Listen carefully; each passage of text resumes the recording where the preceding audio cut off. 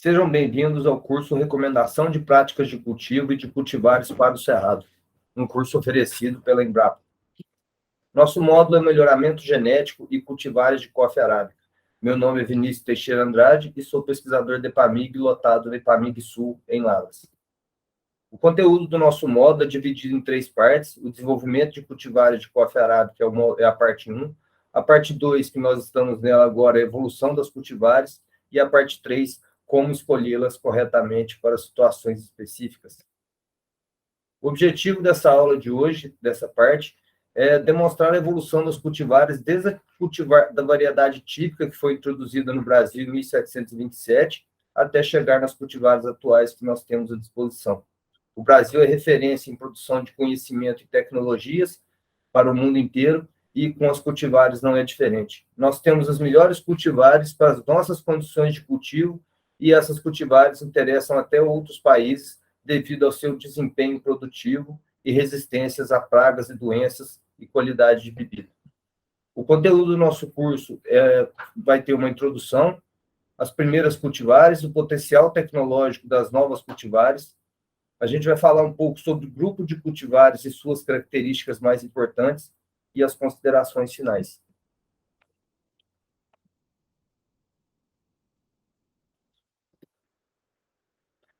O café foi introduzido no Brasil em 1727, a variedade típica, que veio de um só cafeeiro que ficava na Holanda e no Jardim Botânico de Amsterdã. Essa planta veio basicamente da Etiópia, do Iêmen, e do Iêmen foi para a Europa, e da Europa para o Brasil, como foi falado na primeira parte do nosso curso. Desde 1727, com a variedade típica, o café foi percorrendo seus caminhos através do Brasil, e a variedade típica predominou em todos os cultivos até por volta do início do século XIX, quando foi introduzido o Bourbon vermelho da Ilha da Reunião. Isso foi por volta de 1850. Após o Bourbon vermelho, foram descobrindo-se algumas variedades, ou mesmo até antes, que foi o amarelo de Botucatu. O amarelo de Botucatu se cruzou com o Bourbon vermelho de forma natural e deu origem ao Bourbon amarelo, que já foi uma evolução. O Bourbon amarelo era por volta de 160% mais produtivo do que a variedade típica, e mais produtivo até do que o Bourbon vermelho. Após o Bourbon amarelo, que já foi um salto na produtividade dos cafeeiros do Brasil, que nessa época já tinham atingido o estado de São Paulo,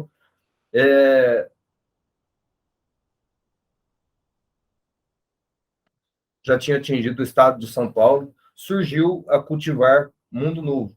Essa cultivar foi obtida devido ao cruzamento natural entre Bourbon vermelho com a variedade Sumatra. E esse cafeeiro Mundo Novo também revolucionou a cafeicultura brasileira. Uma cultivar de porte alto, muito produtiva, vigorosa, porém suscetível à ferrugem e todas as pragas e doenças que se tem conhecimento no cafeeiro. Após a cultivar Mundo Novo, obteve-se em Minas Gerais, na zona da mata, um Bourbon amarelo de porte baixo. Esse Bourbon amarelo foi chamado de Catula e foi enviado para o Instituto Agronômico de Campinas, que em 1949 foi cruzado com o Mundo Novo para dar origem ao Catuai. O Catuai, as primeiras sementes do Catuai foram distribuídas aos produtores por volta de 1960. Em 1972 foi publicado o artigo que registrou oficialmente o lançamento do Catuai, e após isso o Catuai dominou todas as regiões cafeeiras do Brasil, incluindo o Cerrado. O Catuai, durante muito tempo, ele predominou no Cerrado Mineiro com muito sucesso e desenvolveu a cafeicultura nessas regiões. Então, basicamente, a história de 1930, o IAC Bourbon, o IAC Bourbon vermelho e amarelo foram desenvolvidos pelo que eu já mencionei. A seção de genética começou a trabalhar com café lá no IAC por volta de 1930, por meio da contratação do Alcides Carvalho, doutor Alcides Carvalho, juntamente com o Krug, que era o diretor do Instituto Agronômico nessa época. Eles fizeram um plano de melhoramento no médio e curto prazo e no longo prazo para o IAC, estudando naquela época a parte biológica, de taxonomia, de citogenética, porque não se tinham muitos conhecimentos básicos a respeito da cultura do café, da planta do café. E como você vai melhorar algo geneticamente se você não o conhece? Então, além das cultivares muito importantes que o IAC desenvolveu e disponibilizou para os cafeicultores, os estudos básicos também foram muito importantes e são referência até hoje na ciência da cafeicultura. Quem quiser, só por curiosidade, dar uma olhada nos primeiros artigos que foram publicados na revista Bragância, estão todos disponíveis na internet, por meio do site da plataforma Cielo, e convém dar uma olhada lá, porque tem muito material interessante, muita informação, e vocês podem observar como foi feito esses trabalhos, incluindo citogenética, questão da reprodução de coffea arábica e de coffea canephora, a maioria lá era coffea arábica, mas é muito interessante. Então, voltando à nossa aula, o início da seleção de Mundo Novo foi em 1943. Essa cultivar, como eu mencionei, revolucionou a cafeicultura naquela época. Em 1949, como foi falado, foi feito o cruzamento do Mundo Novo com o Catua, que veio de Minas Gerais, depois passou pelo Espírito Santo e chegou no IAC. O que era o objetivo principal disso? Era juntar em uma só cultivar o porte baixo do Caturra com o vigor, rusticidade e produtividade do Mundo Novo.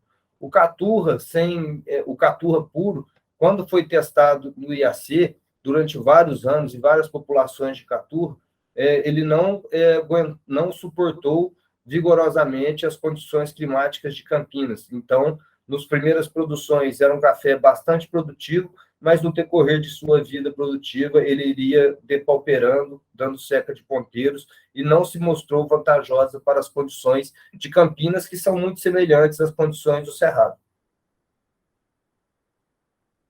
Em 1950, eu já mencionei sobre isso, o pessoal do IAC, principalmente o Dr. Alcides Carvalho, eles foram visionários, porque o Icatu, que foi a primeira cultivar resistente à ferrugem, ela foi iniciada em 1950.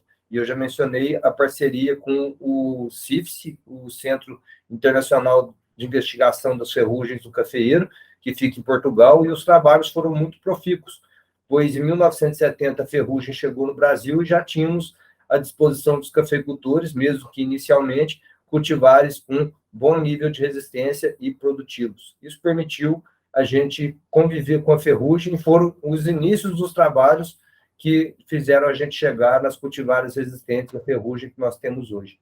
Com a chegada da ferrugem em 1970, os trabalhos foram intensificados. Não apenas o IAC estava trabalhando com isso. O IBC, antigo Instituto Brasileiro do Café, já havia começado seu programa de melhoramento também, a EPAMIG, o FV, a UFLA, e várias instituições, o IDR Paraná, antigo IAPAR também, e várias instituições buscaram a resistência à ferrugem, porque as cultivares, elas têm produtividade, desde Mundo Novo e Catuaí, que deu um salto na produtividade em relação à típica, todas as outras cultivares, elas têm um patamar adequado e desejável de produtividade. O que foi feito a partir de 1970 e é feito até hoje é agregar características adicionais a essa produtividade, como a resistência à ferrugem, resistência a nematóides, resistência a bicho mineiro, como a gente vai demonstrar posteriormente. E a resistência à ferrugem aqui no Icatu, ela proveio os alelos de resistência do coffea canephora duplicado. Em 1970, foi utilizado bastante o híbrido de Timor. Esse híbrido de Timor, como eu mencionei na parte 1, ele é um cruzamento natural de coffea arábica com coffea canephora. E é um germoplasma de extrema importância para a cafeicultura mundial, pois daqui do híbrido de Timor nós temos resistência à ferrugem, resistência aos nematóides e provavelmente outras resistências que nós ainda não temos notícia. Existem alguns relatos na literatura sobre coletótrico e várias outras doenças podem ser encontradas fonte de resistência nesse material. Esse material foi cruzado basicamente, porque ele é de porte alto, foi cruzado com o Catua, que deu origem ao Catimor, e foi cruzado com o Vila Sarchi, que é outra mutação de porte baixo, de típica, que deu origem aos Sarchimores. Então, o híbrido de Timor, por meio do Catimor e do Sarchimor, e ele mesmo utilizado sozinho, ele deu origem à maioria das cultivares que nós temos hoje. Cruzado com Catuaí, cruzado com Mundo Novo, a gente sempre está com essa ideia na cabeça. Cruzar características juntar características que estão em cultivares diferentes em uma cultivar só. Foi isso que foi sendo feito, cruzando várias plantas boas, de híbrido timor, catimor, sechimor, como do novo, catuai e outras, e foi chegando nas cultivares que nós temos hoje. Cultivares que, por sinal, são excelentes, como nós vamos mostrar. E tem outro germoplasma que foi muito interessante, que é o BA10, que foi uma introdução da Índia, que foi utilizado o coffea libérica, que é outra espécie de café, não a coffea arábica, para colocar a resistência à ferrugem nesse material.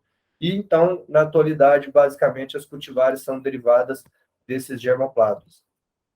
Aqui, só para ter uma ideia, que eu mencionei para vocês, desde o típico até a origem do Mundo Novo, quase 3 vezes de aumento de produtividade. Então, foi um salto fantástico. E nós, atualmente, conseguimos, por meio do acúmulo de vantagens no decorrer dos cruzamentos e seleções e autofecundações, a gente consegue acumulando ganhos produtivos aos poucos. Obviamente, um ganho de produtividade de 3 vezes, atualmente nós não conseguimos alcançar mais, porque você melhorou uma variedade muito ruim, sem vigor, e conseguiu chegar no Mundo Novo. Agora, ano após ano, nós vamos acumulando ganhos produtivos. E as cultivares, atualmente, elas têm o potencial produtivo igual ou até melhor do que Mundo Novo e Catuai. Isso nós temos plena convicção e os experimentos mostram isso, e além das características interessantes, como resistência à ferrugem, qualidade de bebida, resistência a nematóides. É isso que a gente quer, mostrar para vocês que o padrão produtivo já existe, as cultivares são produtivas, e a gente está atrás agora de características especiais para situações específicas. Estamos começando a investigar a questão do microbioma da área de cultivo com a interação com os cultivares. Estamos estudando também a interação dos cultivares com o manejo agroecológico, estudando em diferentes condições do estado de Minas Gerais, do Cerrado e o Brasil todo. Então, o objetivo agora é ter cultivares produtivas e adaptadas a condições específicas. A gente vai mostrar para vocês que, sabendo escolher corretamente, o que não é fácil, a gente vai mostrar também, a gente pode ter incremento de produtividade em relação ao Mundo Novo e Catuai de mais de 30%. Então, somente com a semente, que é uma das tecnologias mais baratas e fácil de ser utilizada, porque você planta a semente, durante 20 anos você explora uma lavoura e a genética faz todo o trabalho, desde que o manejo seja correto. Então, a semente, a cultivar melhorada, ela deve ser utilizada corretamente para o produtor ser cada vez mais eficiente naquilo que ele faz.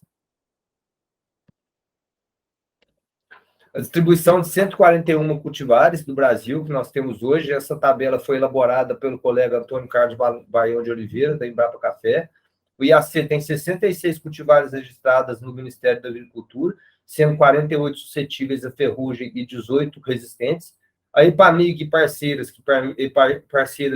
o FV e a UFLA, 7 cultivares suscetíveis, 13 resistentes, totalizando 20. A Fundação Procafé tem uma suscetível e 39 resistentes, inteirando 40. E o IDR Paraná só trabalha com cultivares resistentes à ferrugem. E esses resistentes aqui, existem diferentes graus de resistência, desde de cultivares que têm imunidade à ferrugem, que não pegam ferrugem, que não expressam a doença nas condições nossas atualmente, com as raças fisiológicas de ferrugem que nós temos hoje, eles não expressam a doença, só dão uma mancha clorótica, que é a hipersensibilidade. Temos várias delas, como o IAC 125RN, o Arara e o Oeiras e por aí vai. Temos várias cultivares. E tem as cultivares com a resistência um pouco menor, um nível de resistência um pouco menor. A ferrugem, ela dá esporulação, mas tem menos queda de folha, a severidade e incidência da doença também é menor. Isso daí inclui os catucaís, os icatus, algumas plantas de paraíso e outras cultivares que têm essa resistência horizontal, aranãs e várias outras delas. Mas a resistência, na nossa opinião, ela tem que estar sempre presente em algum grau, porque, como nós falamos para vocês, a produtividade ela é igual ou superior a Catuai e Mundo Novo. Então, nós temos que explorar essas características diferenciadas. Mas nós vamos mostrar para vocês que é muito difícil a escolha da cultivar, a recomendação. Isso vai ser na terceira parte do nosso curso. Mas nós temos que fazer o possível para conseguir utilizar essas cultivares corretamente. Cada cultivar dessa é uma ferramenta na nossa caixa de ferramentas e nós temos que saber utilizá-las na hora certa. Evolução no plantio de novas cultivares. Isso daqui não é nenhum dado oficial, nós não chegamos a publicar esses dados. Isso daqui é uma consulta que nós fazemos anualmente, em 2022 nós não fizemos ainda, mas nós fazemos anualmente essa entrevista com alguns viveiristas, esse levantamento da porcentagem de produção de mudas. Nós vemos em vários livros e artigos tratando de cultivares de café, que o parque cafeeiro ele é composto basicamente de Munduva e Catuai, em maior parte Catuai. Isso de fato é verdade, mas esse panorama tende a mudar com o decorrer do tempo, porque nesses levantamentos que nós temos feito, nós conseguimos perceber que as cultivares novas elas estão sendo muito mais, produzindo muito mais mudas dessas novas cultivares do que de Catuai, por exemplo. Nesse gráfico, dá para ver claramente que em 2018, 19 e 20, tem uma reta descendente da produção das cultivares antigas e uma reta ascendente até 2020 com as cultivares novas. Então, nós percebemos que os produtores têm conhecido, têm gostado das novas cultivares e têm apostado no desempenho que elas têm. Esse daqui é um gráfico que a gente fez com um levantamento apenas de 2021, e o padrão se repetiu, com 47% das novas, intermediárias 10% e apenas 7% das cultivares antigas, principalmente o Catuai. Isso daqui é no Cerrado. Nós vamos falar agora um pouco sobre o potencial tecnológico das novas cultivares. É isso que a gente vem falando com vocês desde o começo. A produtividade ela já existe, é só saber escolher bem o cultivar. Então, vamos atrás de características diferenciadas.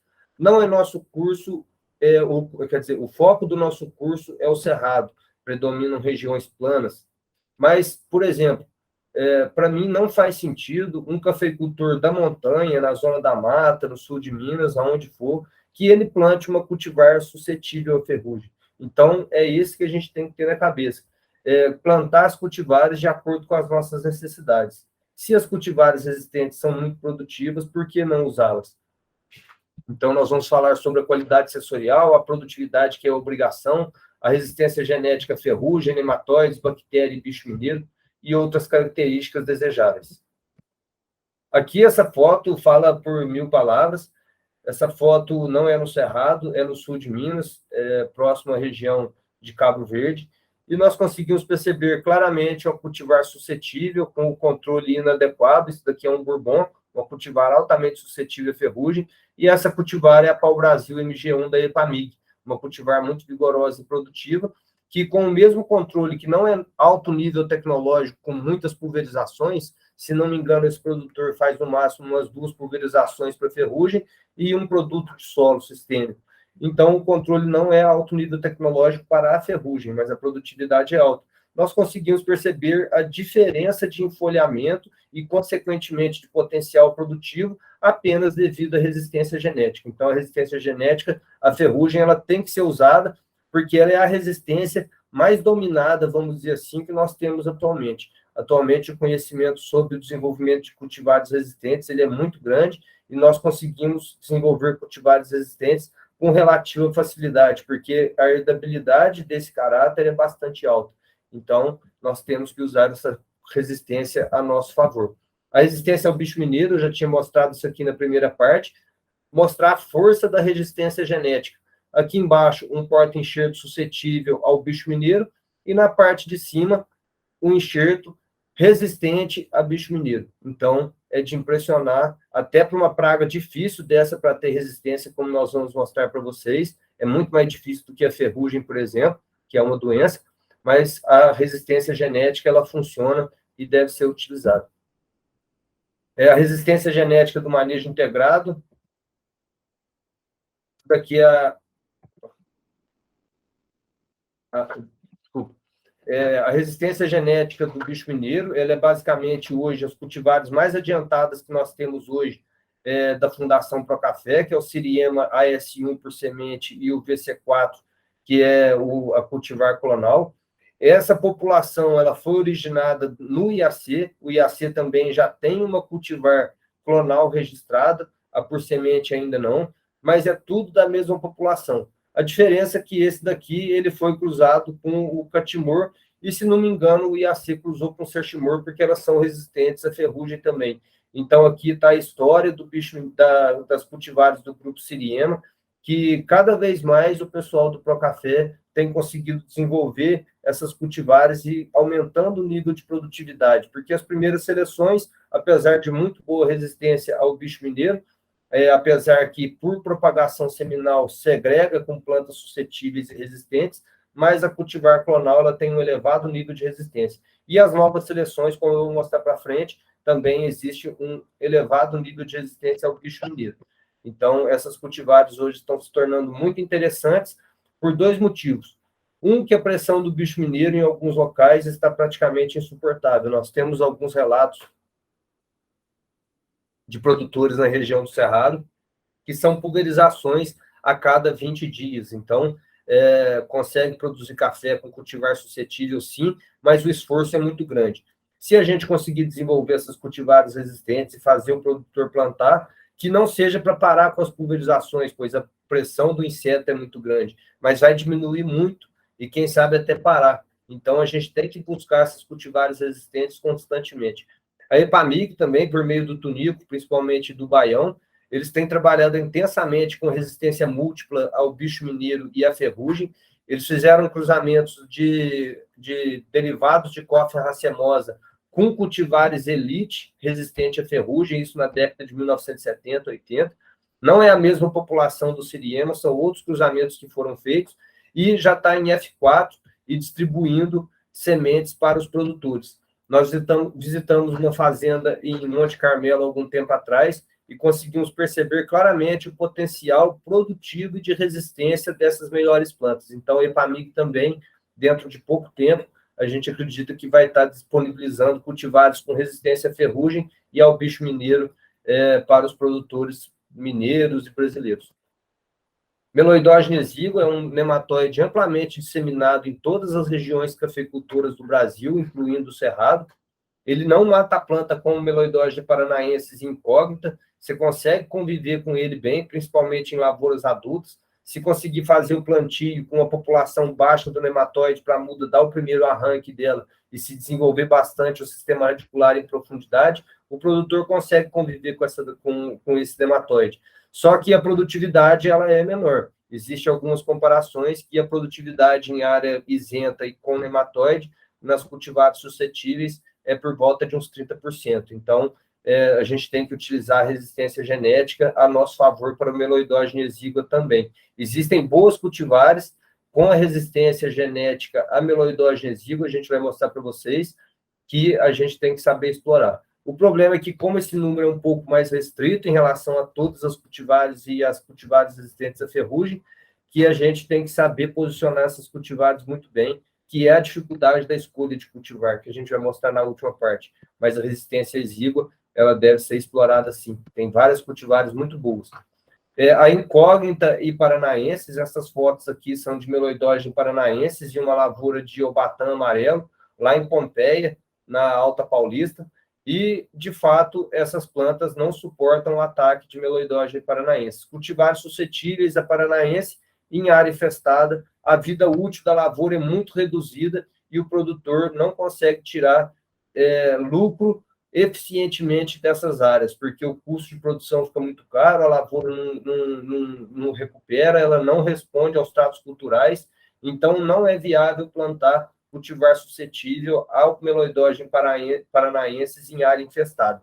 Então, nós temos algumas opções para cultivar de Coffea arábica, que são duas, IPR100 e IPR106, e nós vamos mostrar para vocês, para ampliar esse leque de cultivares que nós podemos usar como copa, a gente tem apostado muito também no porta-enxerto, na técnica do porta-enxerto, que vai ter um porta-enxerto resistente aos nematóides e a copa você vai conseguir colocar qualquer cultivar que você quiser produzir. Então, dessa forma, você amplia seu leque de possibilidades com um nível de resistência no porta-enxerto muito maior do que as cultivares de arábica que nós temos.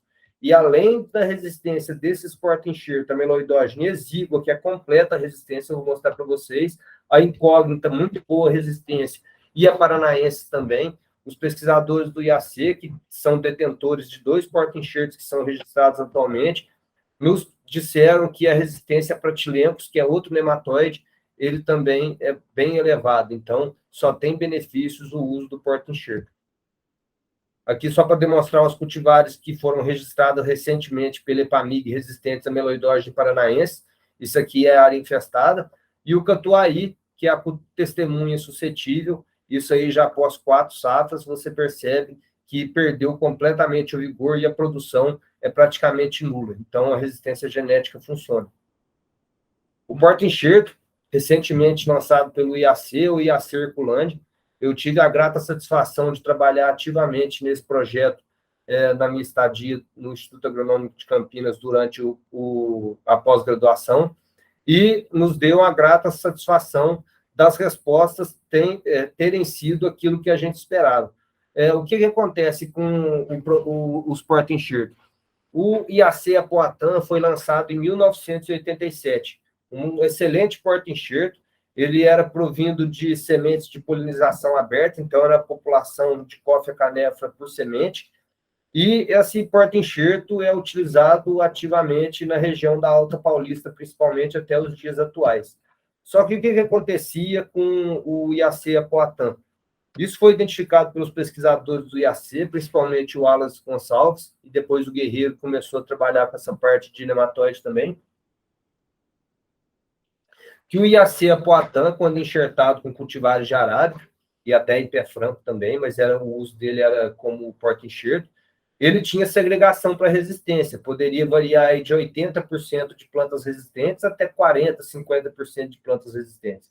E o produtor não pode ter uma tecnologia dessa, porque ele compra uma muda enxertada num porta-enxerto resistente. Ele não pode ter essa segregação elevada com plantas suscetíveis. Então, como é que foi esse trabalho? O Wallace Gonçalves, durante 35 anos da vida dele, foi testando clones resistentes, plantava semente de polinização aberta nos campos infestados. Ele chegou a ter quase 18 campos no estado de São Paulo, tudo em área infestada, com meloidose incógnita e paranaense principalmente.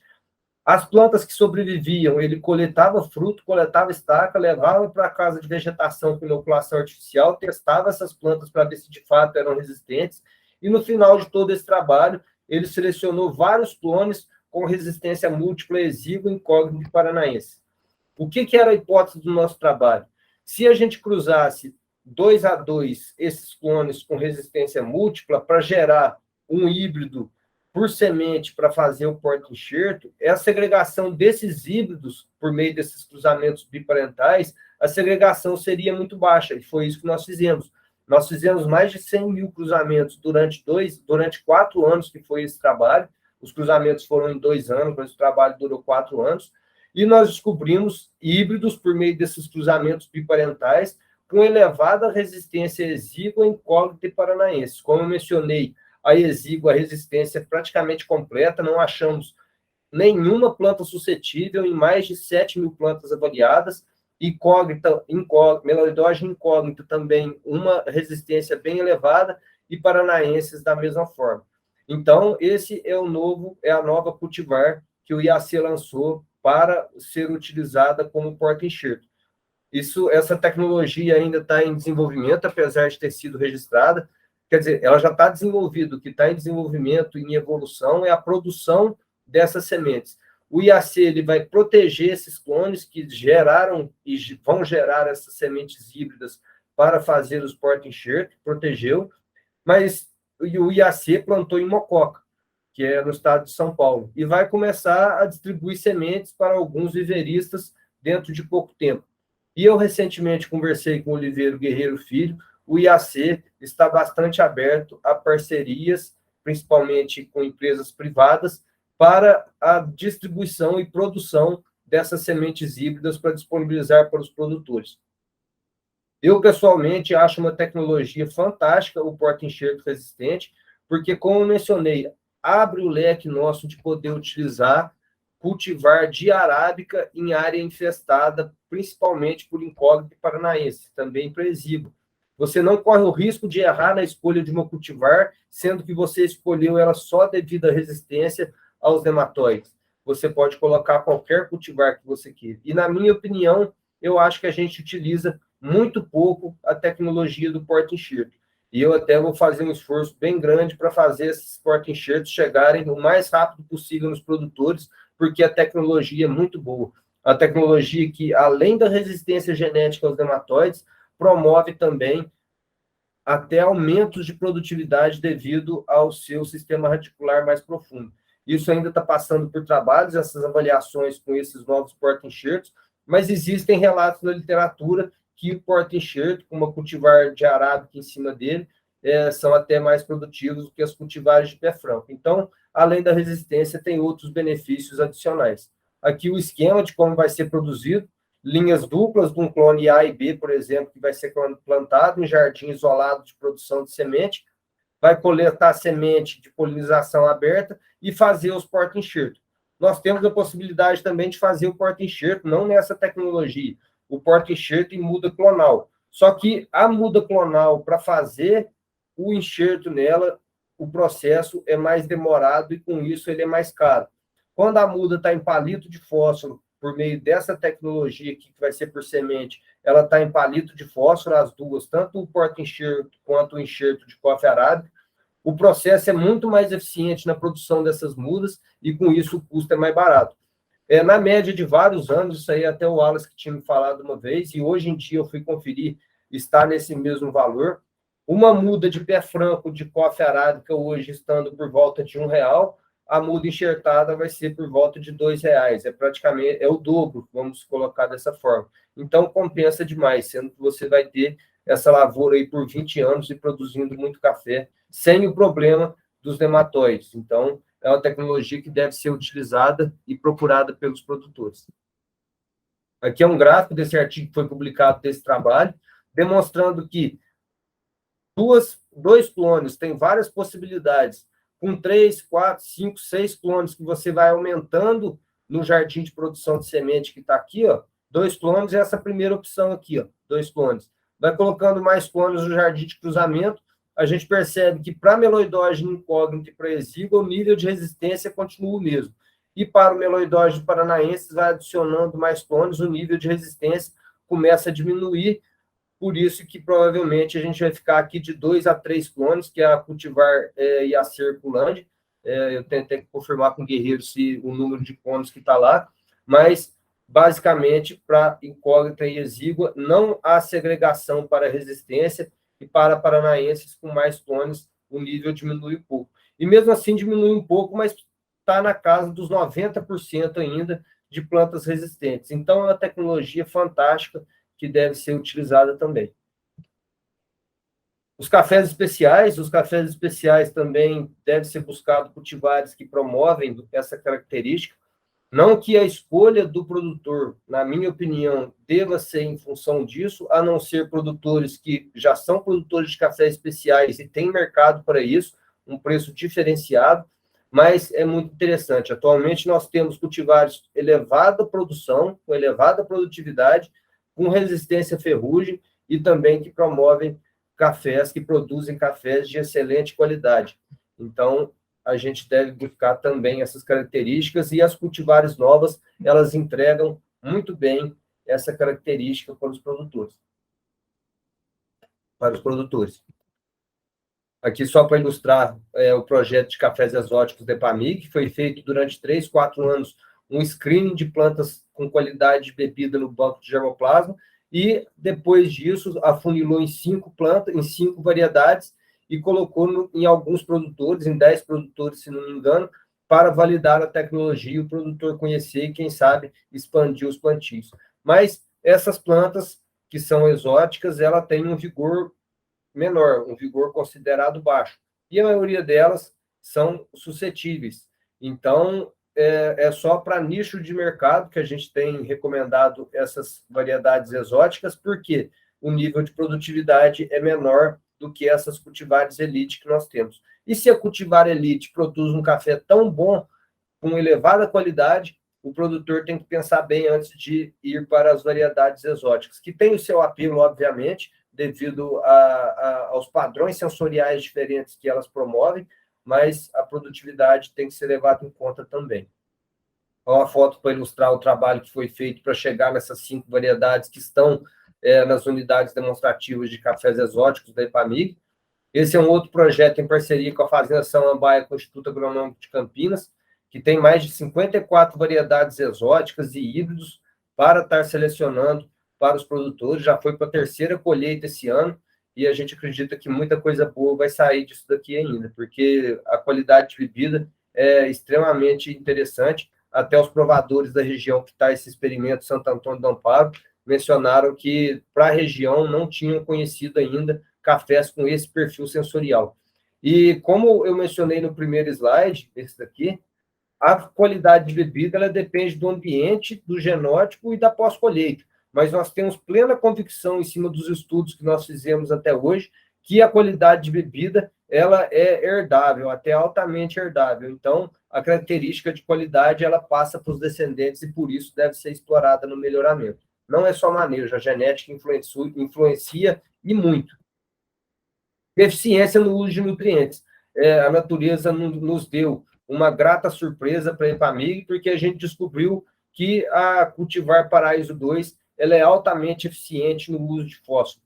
Não foi selecionada para isso diretamente, foi de forma indireta, porque existe um conceito, e um conceito por conveniência e também por conhecimento teórico, que as cultivares, isso já era feito no IAC desde o início, que as cultivares e progênies, elas não necessariamente precisam ser desenvolvidas com elevado nível tecnológico. Para que isso?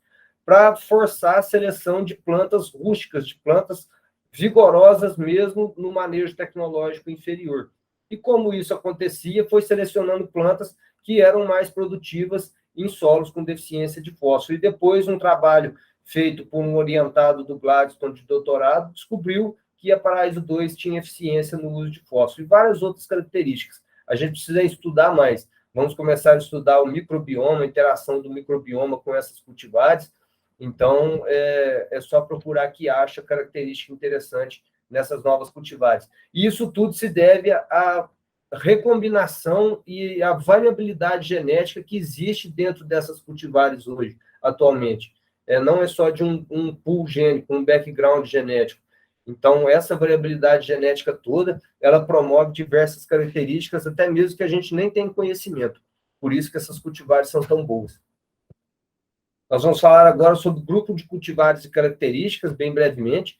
Isso daqui está tudo disponível na internet, no site do consórcio, para vocês verem a característica das cultivares.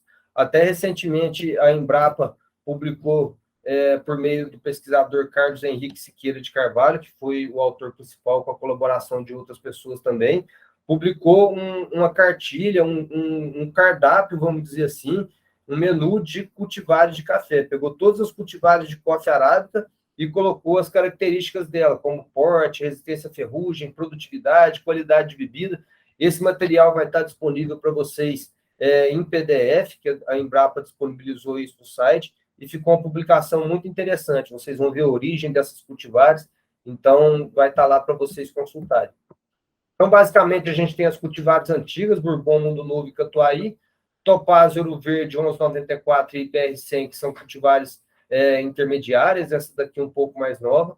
Derivada de germoplasma Icatu, que é uma cultivar que foi desenvolvida pelo IAC, que foi aquela primeira que eu mencionei para vocês com resistência à ferrugem, que foi desenvolvida, que são os catucaís, muito bons os catucaís, eu preferencialmente para os amarelos, mas são muito bons também o Guará, que é um catucaí vermelho.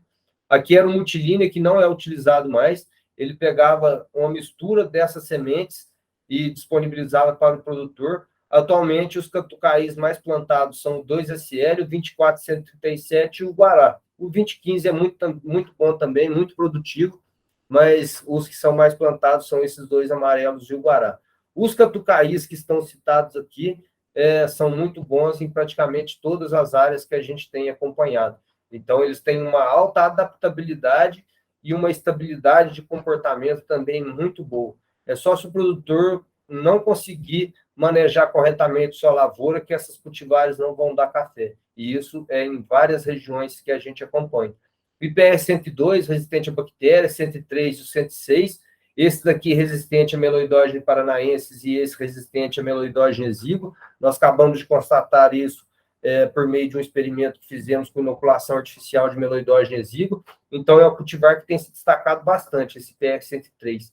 É um cultivar que até entrou nas unidades demonstrativas que nós colocamos no estado de Minas inteiro, e é um cultivar que é muito interessante, e a gente está apostando bem nela, porque ela parece que vai trazer muitos benefícios para os produtores. A MGS Aranãs, que é um cultivar com alto vigor, é um cultivar muito produtiva, mas nós ainda estamos precisando aprender a trabalhar com ela um pouco mais com relação a manejo, fertilidade de solo, porque em alguns lugares ela vem perdendo vigor e a gente precisa acertar a mão nela. Segundo alguns consultores e produtores do Cerrado, a diminuição do nível de nitrogênio para essa cultivar, ela é desejável, porque ela é muito vigorosa, e se o nitrogênio estiver muito alto, muita aplicação de nitrogênio, essa cultivar mais vegeta do que produz fruto. E se isso for verdade, se constatar, tanto pela pesquisa quanto no campo, isso é uma característica extremamente desejável. Você fazer uma cultivar produzir mais, diminuindo o nível de nitrogênio. Então, isso aí é tudo que a gente quer. Derivadas de germoplasma do híbrido de Timor, que eu já mencionei para vocês, são várias. A maioria das resistentes à ferrugem que nós temos são essas. O paraíso, por exemplo, que ele é cruzamento de catuaí com híbrido de Timor, o ametista também e o catiguá. Os sarchimores, que eu já mencionei para vocês, que são cruzamentos de Vila Sarchi com o híbrido de Timor, que é o arara e a par 59, tupi, por aí vai. Até o arara, se não me engano, ele tem um cruzamento de catu amarelo 2944, no meio do caminho foi feito um cruzamento natural, e é uma cultivar extremamente interessante também. O batã vermelho é um cultivar um pouco mais antigo, mas já teve seu espaço e é plantado até hoje. Hoje, atualmente, da evolução dos obatãs, é o obatã amarelo 4739, que foi lançado recentemente, muito boa cultivar, tem se destacado nos experimentos que nós colocamos no ano passado em campo. Essa cultivar é uma que tem mais se desenvolvido vegetativamente. Vamos esperar a produtividade ainda nas próximas safras, nas primeiras safras, mas tem chamado bastante atenção. O IAC 125RN também, que é a mesma coisa do obatã vermelho, só que outra seleção, que também já tem o seu espaço no Cerrado, e é uma cultivar muito boa, principalmente em sistemas irrigados, é uma qualidade de bebida bem interessante. O Zacauã, que é o asa branca, Zacauã novo, cultivares muito boas também, e o IPR 107. E o Catimor, que é o cruzamento de catua com o híbrido de Timor. Basicamente, a gente tem o Oeiras MG 6851, que é uma cultivar boa de Epamig no Cerrado, em área irrigada. Já ganhou até concurso de produtividade, e só que ela é mais recomendada para o sistema irrigado no Cerrado. Mas é um cultivar muito interessante, com uma qualidade de bebida boa, uma resistência à ferrugem adequada, e só que não é tão plantado. E os derivados de coffea libérica, com o IPR-100, foi muito utilizado no início devido à resistência meloidógena paranaense, mas é uma cultivar que vai muito bem no Cerrado, até em áreas isentas de nematóide. De acordo com o Gustavo Cera, no livro que escreveu da cafeicultura do Cerrado sobre as cultivares, essa cultivar, junto com outras, foram selecionadas no Paraná em áreas de baixa altitude e com uma temperatura elevada, um clima bem parecido com o Cerrado, só que o Cerrado tem umas altitudes um pouco maior, né? Mas só que o que fez essa cultivar se adaptar muito bem ao Cerrado foi esse ambiente um pouco mais hostil que ele foi selecionado no Paraná. Então, mesmo em áreas isentas de nematóide, paranaenses e exíguo, essa cultivar vai muito bem. Ela só é um pouco mais tardia, em altitudes elevadas tem que tomar um pouco de cuidado, mas é uma excelente cultivar. E o Catuai SH3, que tem no cruzamento dele o BA10, que é uma introdução da Índia, que foi desenvolvida por meio do coffea libérica, que trouxe os genes SH3 para a ferrugem. Ela é altamente resistente à ferrugem, ferrugem não se desenvolve nessa cultivar, só que ela ainda está em fase de expansão de plantios, e a gente precisa observar mais essa cultivar a nível de campo. Eu mesmo tenho pouco conhecimento dela fora do IAC, mas é uma cultivar que pode ter seu espaço, tanto no uso pelo produtor, e eu acredito que ela tem mais uso ainda para nós do melhoramento, para ser usada em cruzamentos. Ela tem, segundo o pessoal do IAC também, uma tolerância a altas temperaturas e ao déficit hídrico, devido provavelmente aos genes de coffea libérica que estão no genoma dela, e é uma cultivar que pode ter seu espaço ainda. Resistência à antracnose, PR 99, 100, 103, isso é de acordo com o Gustavo Cera, observações de campo. O arara e catucaí amarelo, 24, 137. Resistência à mancha aureolada do IPS 102 é altamente resistente, é a única cultivar brasileira que eu conheço por meio de inoculação artificial, que os pesquisadores de Campinas do Instituto Agronômico também fizeram, do Instituto Biológico, é a cultivar altamente resistente que nós temos à disposição.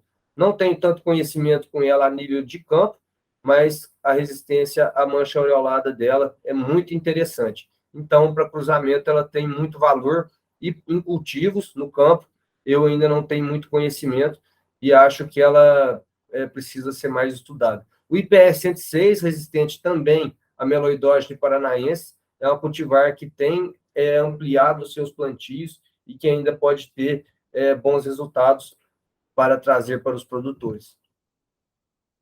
Resistência a fatores bióticos e abióticos, continuando. A resistência ao bicho mineiro, nós já falamos sobre ela, que deve ser buscada. Hoje o bicho mineiro, ele é muito problema em algumas regiões, nós já mencionamos isso, e essa tecnologia tem que ser cada vez mais buscada pelas instituições de pesquisa. A gente colocar na resistência à ferrugem que já existe nas cultivares, a resistência ao bicho mineiro, para a gente trabalhar com a resistência múltipla nessas regiões de cerrado, que a pressão do bicho mineiro é muito grande. E isso é opinião pessoal também, em cima de literatura e aquilo que a gente conversa nos congressos, institutos de pesquisa. Eu acho que não precisa ter um nível de resistência que beira a imunidade, não precisa ter cultivares imunes ao bicho mineiro. Só de você ter já uma cultivar que ela vai desenvolver menos a lesão na folha e vai atrapalhar menos a fotossíntese e a desfolha, já é muito interessante. E, além disso, dela atacar menos a planta, um dano menor para cada lagarta que está aqui na folha, o nível populacional do bicho mineiro ele vai se reduzir muito, porque a infestação numa cultivar resistente, devido aos componentes de resistência, que é número de ovos que a mariposa oviposita, a rapidez que a geração completa seu ciclo, eu acredito que, mesmo não tendo imunidade ao bicho mineiro, nós teremos excelentes resultados com essa resistência, devido a essas razões mencionadas anteriormente.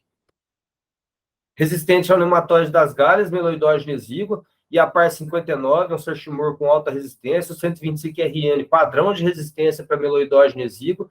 Essas cultivares do IPR, que é o IDR Paraná, com elevado nível de resistência também a meloidógene exígua.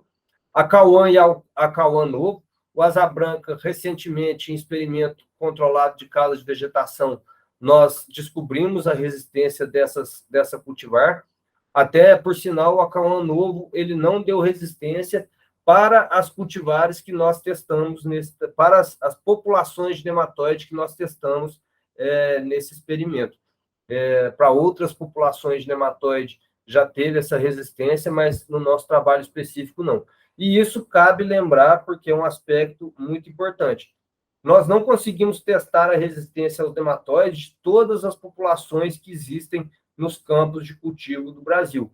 Então, a gente testa para algumas populações de nematóide, a gente atesta a resistência dessas cultivares, mas, por uma ocasião da natureza, algum nematóide pode superar essa resistência.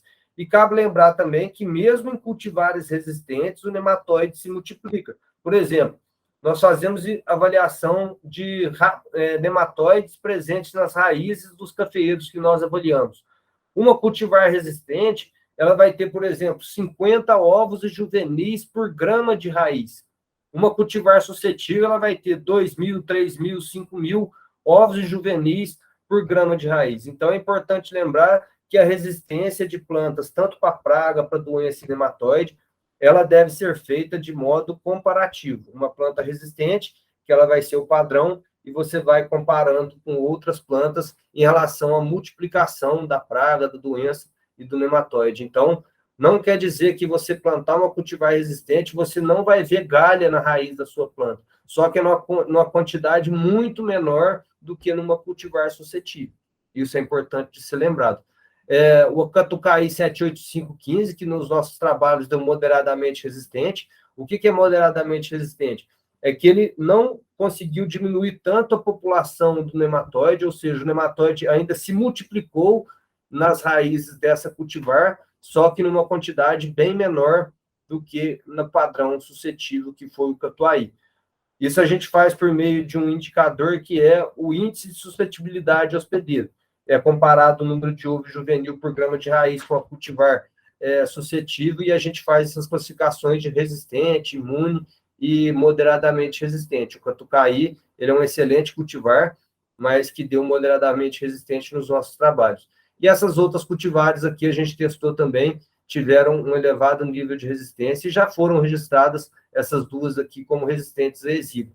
Essa a gente descobriu recentemente que também tem uma elevada resistência à ferrugem, ou seja, resistência múltipla. Essa cultivar está em fase de registro e vai ser registrada pela EPAMIG, esperamos nós, recentemente. Recentemente não, em breve. Resistente ao nematóide das galhas, meloidógeno paranaense, meloidógeno incógnito, eu já mencionei que é o IPR 100 e 106. Duas novas cultivares registradas pela EPAMIG, o Goiçara e o Vereda, e Coffea canéfora, que é o IAC Apoatão e IAC Herculândia, que é para fazer muda enxertada, ela ser utilizada como porta-enxerto, como eu já mencionei para vocês, é uma tecnologia que eu acho que os produtores têm que aumentar o uso dessa tecnologia, devido às razões já mencionadas anteriormente.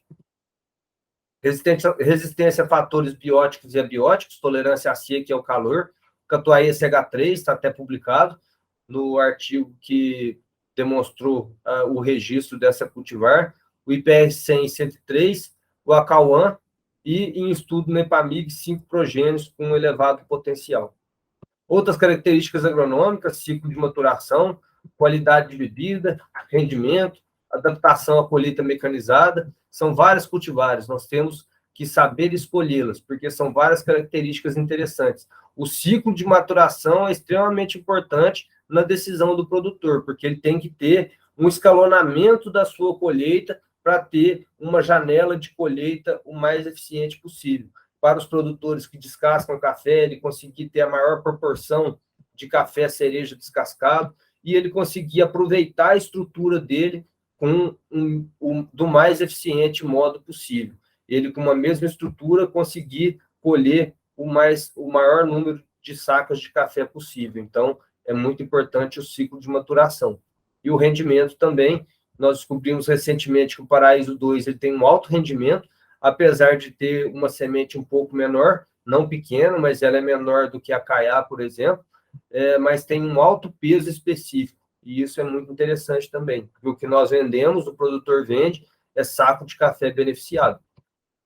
Aqui tem uma lista de algumas cultivares que a gente elencou como são as mais plausíveis de serem implantadas. Dentro de todo esse grupo de cultivares que nós temos, nós selecionamos aqui 24, considerando com Catuai e Mundo Novo, que ainda são excelentes cultivares, têm o seu espaço ainda, apesar da gente achar que a resistência à ferrugem ela sempre tem que estar presente, devido ao fato de termos várias cultivares com essa resistência, mas elas estão aqui nessa lista nossa. Então, o Paraíso 2, Aranãs, Ametista, Pioneira, Pau-Brasil e MGS 1194.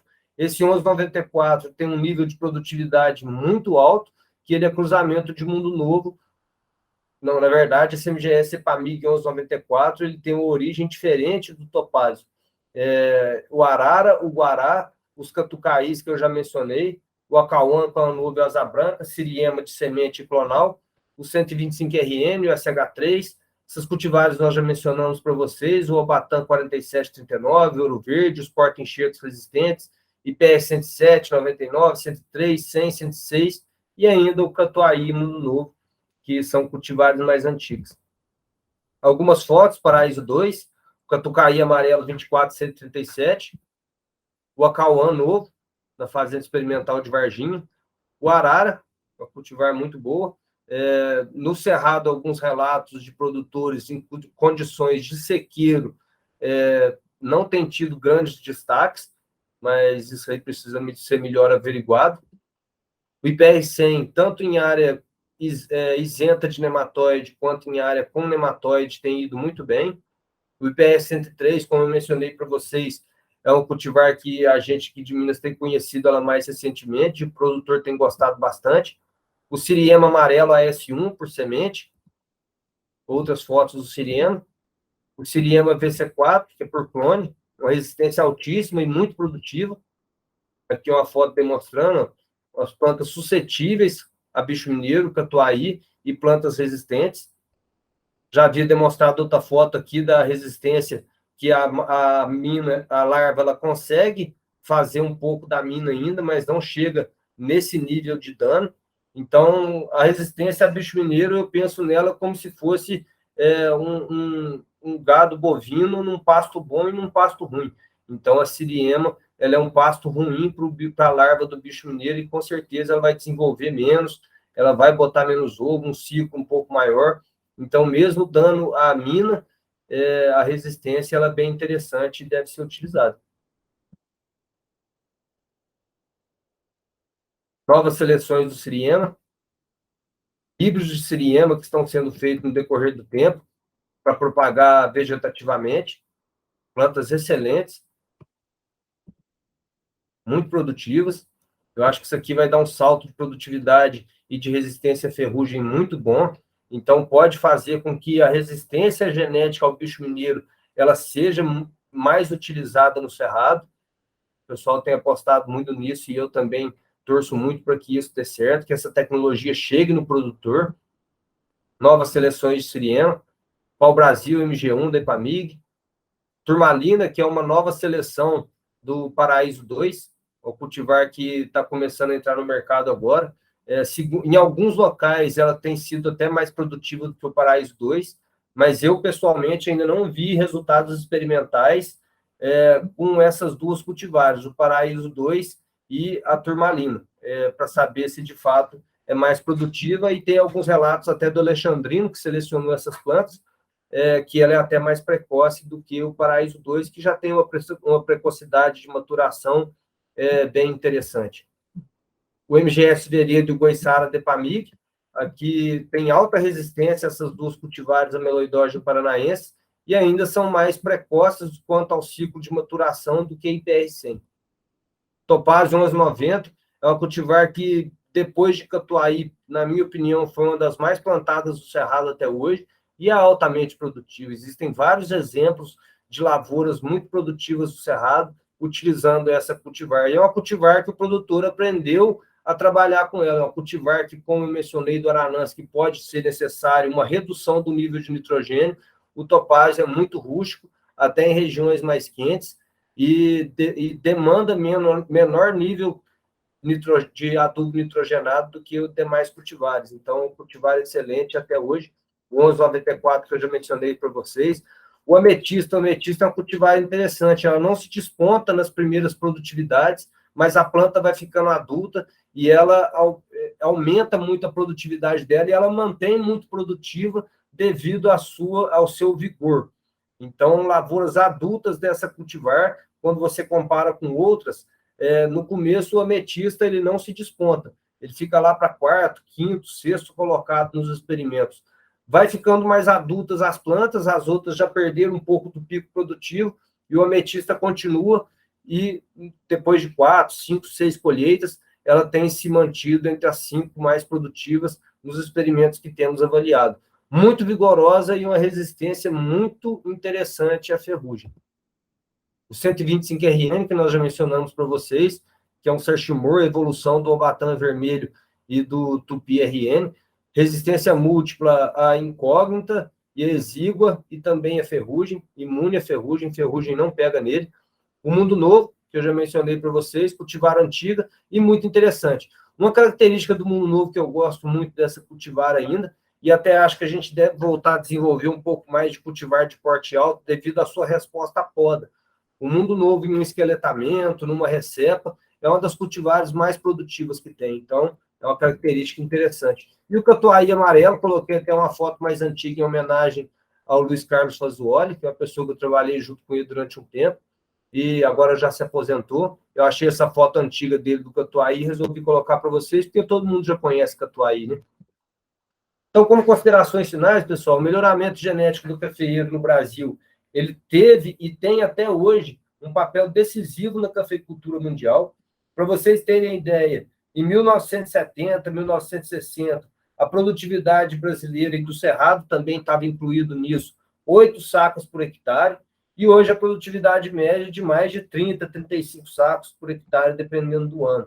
Então, é mais de 4 vezes aumento de produtividade. Uma tecnologia que não foi só ela sozinha que imprimiu, que permitiu esse aumento de produtividade. Obviamente, outras tecnologias como espaçamento, número de plantas por hectare, controle de pragas e doenças, nutrição das plantas, manejo do solo, com certeza contribuiu, mas nós temos absoluta convicção que a cultivar melhorada ela está entre essas tecnologias que mais forçaram a produtividade chegar no patamar que está. E produtividade, a gente sabe que é sinônimo de lucratividade para o produtor. E lucratividade é sustentabilidade. Então, as cultivares melhoradas, elas tiveram o seu papel e devem ser buscadas constantemente, como nós conversamos durante todo esse módulo. A demanda por novas cultivares já é uma realidade, nós demonstramos isso para vocês, e no decorrer do tempo, o parque cafeeiro vai sendo renovado. Isso é uma evolução natural de se acontecer, isso é com qualquer cultura, qualquer espécie de planta, e as cultivares vão sendo renovadas. E isso é desejável e deve ser buscado. As lavouras vão ficando velhas, vão diminuindo a sua produtividade, e a renovação com novas cultivares deve ser realizada. E o potencial das novas cultivares vai muito além da produtividade e resistência, sendo necessário conhecer cada vez mais o benefício de cada uma delas. O próximo módulo nós vamos mostrar, a próxima parte do nosso módulo, nós iremos mostrar como escolher de forma mais certeira a cultivar que nós temos que plantar. Porque, como nós mencionamos, o investimento é muito alto por parte do produtor e o produtor não pode errar. Até lá.